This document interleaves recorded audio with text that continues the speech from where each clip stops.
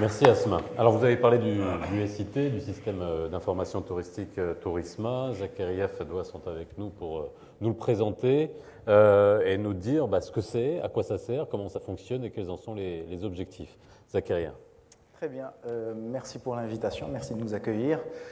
Merci au président, à la directrice du CRT de nous avoir fait confiance toutes ces années, puisque aujourd'hui, je pense que nous avons dépassé la relation de client-fournisseur pour être plus dans une relation de partenariat.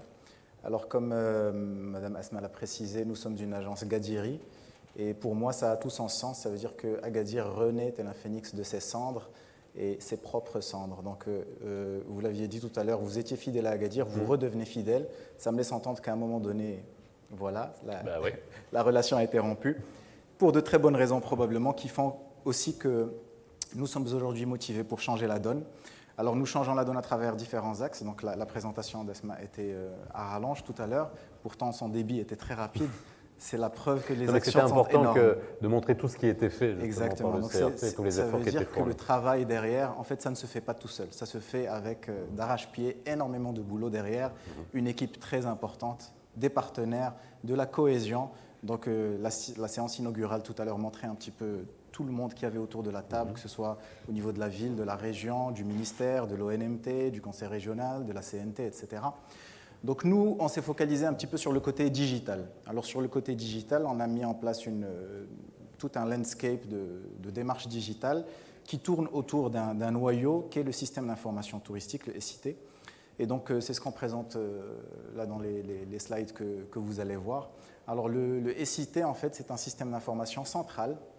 C'est quelque chose qui se fait déjà ailleurs dans le monde, c'est quelque chose qui se fait chez les leaders mondiaux du tourisme, notamment en France et en Espagne, mais pas que, aux États-Unis, en Argentine et encore ailleurs en Asie. Donc il s'agit en fait de capitaliser sur ce qu'offre la technologie en termes de possibilités de collecte des données. Et donc on met dans une base de données centrale tous les points d'intérêt, les POI, qui se trouvent dans une région et qui ont attrait au tourisme. Alors ça va bien sûr des éléments obvious un petit peu, tels que les hôtels, les restaurants, les activités touristiques, le transport touristique, le patrimoine naturel, le patrimoine culturel, mais ça va au-delà vers des choses que le touriste serait amené à vouloir voir, telles que les commissariats, les centres de santé, les pharmacies, donc tout ce dont un touriste aurait besoin durant son séjour, puisque le touriste, une fois qu'il vient chez nous, en fait, il est citoyen ou on va dire habitant de la ville pendant quelques jours. Donc, premier système d'information touristique au Maroc réalisé par la région Souss-Massa, vu que c'est un projet qui a dont la genèse remonte à 2018 et puis qu'on a déployé à partir de ce moment-là. Aujourd'hui, l'ONMT a un projet très très ambitieux de système d'information touristique national, donc à l'image de ce qui se fait ailleurs aussi. Comme je le disais, centralisation de tous les POI, donc c'est accessible à travers un simple lien web, donc ce n'est pas très compliqué. C'est basé à 100% sur l'open data, ça veut dire que l'information est destinée à monsieur et madame tout le monde. En principe gratuite jusqu'à un certain niveau en tout cas, donc ça rentre aussi dans ce qu'exige la loi marocaine en fait, donc la constitution marocaine, vu que le citoyen a le droit d'accéder aux informations. Le périmètre de notre système d'information, il concerne principalement la région Souss-Massa, donc on couvre les 6 provinces avec exhaustivité. Les objets qu'on reprend sont des objets qui donnent ce qui est à faire, ce qui est à voir, les événements à venir, donc on va voir tout à l'heure avec Fedwa plus de détails au niveau du système. Et puis, les données sont sous forme de photos, de vidéos, de descriptions, de contacts, de tarifs, etc., avec éventuellement des liens vers des réseaux sociaux. Tout ceci arrive dans un contexte global qui est important et qu'on doit rappeler tout de même. Donc, Corona, le Covid ou la Covid a complètement bouleversé le monde, et notamment au niveau du tourisme. C'est l'un des secteurs qui a été le plus touché. Qu'est-ce qui s'est passé avec le Covid? On a vu que finalement, parmi ceux qui ont le mieux résisté, il y avait des outsiders, c'est-à-dire des opérateurs touristiques qu'on ne voyait pas, qui ne figuraient pas nécessairement sur la carte. Et donc leur rôle, l'importance de leur rôle refait surface aujourd'hui. On revient vers un tourisme contemplatif, un tourisme patrimonial. La moindre mosquée devient un objet touristique, une poste qui a plus de 100 ans devient un objet touristique, etc. Donc finalement, il ne faut pas chercher très loin pour trouver des éléments importants pour le tourisme. On revient vers le bien-être, vers le wellness, donc les gens se reconcentrent sur eux-mêmes. C'est du tourisme différent des années 2000 et avant. Et puis l'impact du Covid, encore une fois, avec la croissance des visiteurs des régions limitrophes. Ça veut dire que les premiers touristes d'Agadir sont les Gadiris, les premiers touristes de Rabat sont de l'Herbaté, et ainsi de suite, en plus des tourismes nationaux et du tourisme international. Et puis il y a une reconversion résidentielle. Donc pas mal de sites touristiques classiques, des hôtels, etc., se reconvertissent aujourd'hui, notamment avec l'arrivée d'Airbnb, la percée de Booking. Et donc on a par exemple à Agadir, ce qu'on connaît beaucoup dans la région de Taghazout, c'est les digital nomads, donc pas mal d'Européens qui viennent ici avec leur laptop et qui s'installent non pas pour 3 ou 4 jours ou une semaine, mais plutôt pour 3 mois, pour 6 mois. Du moment qu'ils ont une bonne connexion Internet, ils peuvent travailler et en même temps, en fait, ils deviennent touristes au-delà de 17 heures ou tous les week-ends, tous les soirs. Donc ce sont des éléments importants à prendre en considération et tout à l'heure, on expliquera pourquoi est-ce que le SIT aide à répondre à ce contexte-là. Donc toujours au niveau de l'impact de Tourisma, parce que finalement, c'est beau de développer des choses, de mettre en place de la communication digitale, de dépenser de l'argent dans des sites web ou des systèmes d'information touristique, mais ce qui est important, c'est de savoir quel est l'impact qu'on a sur le terrain. Donc Tourisma capitalise d'abord sur l'intelligence collective, c'est-à-dire qu'au lieu que ce soit l'ONMT ou le CRT ou un autre partenaire qui va aller collecter l'information, en fait c'est monsieur tout le monde qui contribue. Un petit peu comme avec Google Maps ou avec Waze par exemple, quand vous roulez et qu'il y a un trafic, donc des bouchons, en fait, ce n'est pas lui qui sait qu'il y a des bouchons, c'est juste qu'il suit les dizaines de milliers de personnes qui ralentissent et donc il en déduit qu'il y a un bouchon. Donc ici, c'est un petit peu le même principe, c'est monsieur tout le monde qui contribue, particulier, professionnel, institutionnel, entreprise privée, etc., chacun à son niveau. Et le CRT a un filet de sécurité par le biais duquel il vérifie que l'information qui arrive sur le SIT, donc un nouvel établissement, un nouveau guide touristique, une nouvelle auberge, existe bien, les photos sont de bonne qualité, le contexte rédactionnel est le bon, donc pour qu'on puisse le publier. Il démocratise la promotion touristique, et ça c'était un point très important pour Monsieur le Président, pour Si Rachid, qui ne voulait pas qu'on fasse quelque chose d'élitiste de nouveau. Et donc on a eu toute une démarche pour expliquer que le système d'information touristique, au contraire, est un système de démocratisation de l'accès à Internet et donc au sourcing des touristes, puisque une petite maison d'hôte qui se trouve dans un village à 50 km de Tata aura autant de visibilité qu'un grand hôtel qui se trouve à Taghazout. Ça permet de refléter la richesse et la variété de l'offre touristique. Aujourd'hui, si on va sur un site de présentation d'une région marocaine, on y trouvera quelque chose comme quelques dizaines à une centaine de points d'intérêt, entre hôtels, restaurants, etc., etc. Nous, ici, ce qu'on propose, c'est au-delà de 1600 objets, donc on peut atteindre les 2000 objets vers la fin de l'année, touristiques à Agadir. C'est-à-dire, qu'est-ce que j'ai à faire à Agadir, faire, voir ou découvrir? J'ai 2000 options. C'est quand même quelque chose de pas mal au niveau de la richesse. Et puis, bien sûr, démocratiser l'accès à l'information aussi bien aux touristes qu'aux non-touristes. Et par non-touristes, je parle des étudiants, par exemple, qui développent des thèses. Tout à l'heure, vous parliez avec le panel précédent de la formation. Donc, le système d'information touristique offre à tous ces étudiants une possibilité de capitaliser sur l'information qui existe, de pouvoir faire leurs benchmarks, leurs analyses statistiques, etc. Ça s'adresse également aux investisseurs, des jeunes Marocains résidant à l'étranger qui ont hérité d'un terrain quelque part aux alentours de Tiznit, qui veulent y investir, peuvent facilement voir, grâce à la géolocalisation qui se trouve sur le SIT, quels sont les établissements concurrents qui se trouvent dans la région, etc., etc. Donc, le CRT avait également comme vision de ne pas œuvrer seulement à la promotion touristique auprès des touristes, mais également au développement du secteur avec les opérateurs existants ou à venir. Les pays qui ont de l'avance par rapport à nous au niveau touristique ont tous investi dans ce créneau-là. Ils ont tous des systèmes d'information touristique, souvent à coût de plusieurs millions de dollars. Donc c'est notamment le cas de Data Tourism en France, de Buenos Aires Travel ou Data Estur en Espagne, qui sont plus des systèmes d'intelligence touristique, on fera la différence tout à l'heure. Et il y a même des privés qui se lancent dedans, comme Apidé en France, qui est payant en fait, parce que c'est un bon business. Le fait de collecter la data et de la revendre, donc je pense que le Maroc et les Marocains doivent vraiment se réveiller face à la data et comprendre qu'aujourd'hui l'enjeu c'est vraiment la donnée et pas autre chose. Donc voilà, ailleurs les gens nous ont devancés, on les a rattrapés très rapidement et avec des budgets vraiment très limités. Aujourd'hui, le Maroc, grâce au digital, a l'occasion de rattraper son retard sur différents niveaux, pas seulement au niveau du tourisme, mais tout le reste, mais bien sûr y compris au niveau du tourisme. Et la digitalisation ou l'informatique fait que le gap est plus évident à rattraper que l'industrie ou l'infrastructure, etc., qui peut être gourmande en termes de capital. Donc voilà, ça c'est un petit peu notre landscape avec au cœur Tourisma.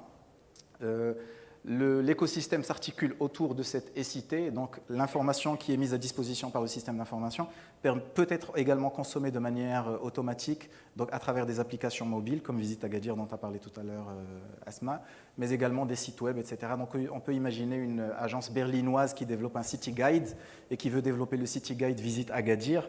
On lui met à disposition en fait toutes les informations dont elle aura besoin. Elle n'a plus qu'à réutiliser la structure déjà existante. Donc on économise énormément de temps. L'open data, bien évidemment, dans la longueur de la Constitution. Et puis BI Online, donc la business intelligence. Donc en fait, c'est comment transformer la donnée en intelligence touristique pour pouvoir en déduire des conclusions et prendre des décisions sur base de ces conclusions-là. Finalement, ça nous permet de rattraper un retard important qu'on a cumulé et je suis très fier et très content que, grâce à l'effort du CRT, Agadir soit leader à ce niveau-là, au niveau du Maroc. Et je pense, comme on l'a vu à travers la journée, ce n'est pas uniquement au niveau du digital, mais à plusieurs autres niveaux, du témoignage même de personnes qui venaient d'en dehors de la ville. Donc, je vais peut-être laisser la parole à Fedwa pour nous présenter rapidement le système d'information touristique et l'application mobile.